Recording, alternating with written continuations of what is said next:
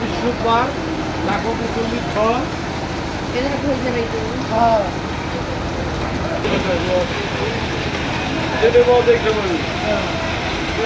এনেই বইতে আবার অনেক কথা আছে এনেই ঠিক আছে আমার চেয়ারে ভাঙা আর ভাঙবো